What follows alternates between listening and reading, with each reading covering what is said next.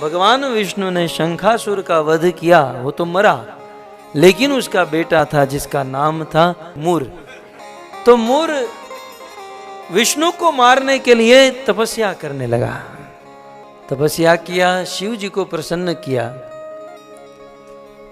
शिव जी ने कहा क्या चाहिए? बोले मुझे शक्ति चाहिए। शिव जी तथास्तु कहकर चले गए और फिर मूर ने देवताओं के साथ युद्ध करना प्रारंभ किया। ये मूर असुर देवताओं को रणभूमि में पछाड़ने लगा। सारे देवता त्राहिमाम कर उठे, भगवान विष्णु की शरण में गए।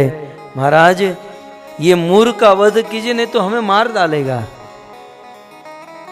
भगवान विष्णु ने कहा देवताओं को आप जाओ युद्ध करो, मैं आपके पीछे पीछे आ रहा हूं। भगवान विष्णु रणभूमि में आए, मूर के साथ घमासान युद्ध हुआ। और भगवान की एक बहुत सुंदर लीला कि मूर के साथ युद्ध करते करते भगवान विष्णु रणभूमि को छोड़कर भाग गए। ऐसे काम हमारे भगवान को बहुत अच्छे आते हैं। चोरी करना हो, झूठ बोलना हो, रण को छोड़कर भागना हो, बड़े एक्सपर्ट है इसमें।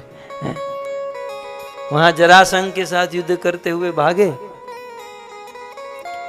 यहां मूर के साथ युद्ध करते हुए भगवान विष्णु भागे। भगवान आगे आगे, मूर पीछे पीछे। बोले भाग कहां रहा है तू?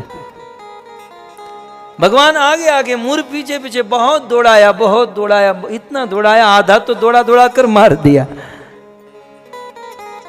और आगे एक गुफा थी, भगवान विष्णु उस गुफा में गए और आराम से सो गए। गुफा में जाकर सोए, पीतांबर ओढ़ लिया।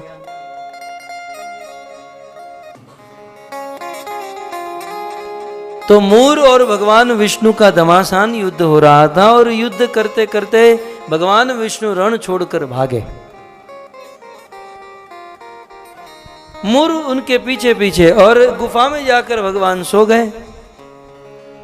कुछ देर के बाद मूर आया और अंदर भगवान को आराम से सोते हुए देखा। मूर को पहले तो बहुत क्रोध आया। बोले मुझे इतना दौड़ाया, दौड़ा दौड़ा कर आधा मार दिया और खुद यहां आकर आराम से सो रहा है। मूर ने सोचा कि काम करता हूं, ये सोया हुआ है, सोते सोते इसे मार देता हूं। यद्यपि सोए हुए व्यक्ति को मारना कायरता है। भागवत में लिखा है मत्तम प्रमत्तम अनुमत्तम बालम स्त्रियम वीरथम जड़म। ये 10 प्रकार के लोगों को मारना दुष्टता है, कायरता है। हमारा देश इतना सुसंस्कृत था भक्तों कि मान लो रणभूमि में किसी शत्रु के साथ युद्ध करना था और शत्रु का ध्यान कहीं और होता था, तो ये योद्धा कहता था सावधान, जरा देखो मेरी ओर मारने जा रहा हूं। और आज होता तो पीछे से ही वार कर देता, जैसे बाहुबली को। ऐसा ही था ना कुछ। ये कलयुग है। लेकिन आपने रामायण आदि में देखा होगा, सावधान करते हैं। सावधान माने अलर्ट हो जाओ, मैं अब मारने जा रहा हूं। ये वीरता हुआ करती थी। लेकिन ये मूर सोए हुए भगवान को मारने चला, बड़ी कायरता थी, बड़ी दुष्टता थी। हाथ में तलवार लिया और जैसे ही भगवान को मारने गया, पद्म पुराण में वर्णन है, उस समय भगवान से एक शक्ति प्रकट हुई। उस शक्ति ने 16 साल की युवती का रूप धारण कर लिया और देखते ही देखते उस शक्ति ने मूर की सारी सेना का विध्वंस कर दिया। और वह 16 साल की कन्या युवती जैसे मूर को मारने गई, मूर ने देखा कि अब बचने की कोई स्थिति नहीं है, अब मरता क्या नहीं करता। मूर भगवान विष्णु के शरणों में गिर गया और उसी समय भगवान की आंखें खुल गई।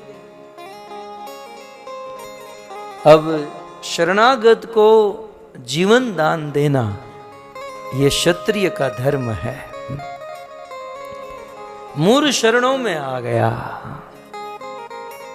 भगवान ने कहा कि ये हमारी सृष्टि को छोड़कर चले जाओ, मूर ने कहा, प्रभु आपकी सृष्टि कौन सी नहीं है, सब कुछ तो आपका है, अब इसे छोड़कर कहां जाऊं, कहीं तो स्थान दो। तब भगवान विष्णु ने कहा, ध्यान से सुनिएगा कि मूर, अब मैं तुम्हें स्थान दे रहा हूं। आज के दिन, आज की तिथि के दिन मैं तुम्हें अन्न में स्थान दे रहा हूं। और सौभाग्य से उस दिन एकादशी तिथि थी, अर्थात एकादशी तिथि के दिन भगवान विष्णु ने मूर नाम के असुर को अन्न में स्थान दिया है। इसलिए एकादशी के दिन अन्न वर्जित है। यदि एकादशी के दिन अन्न खाते हैं तो आसुरी शक्ति का प्रभाव होता है।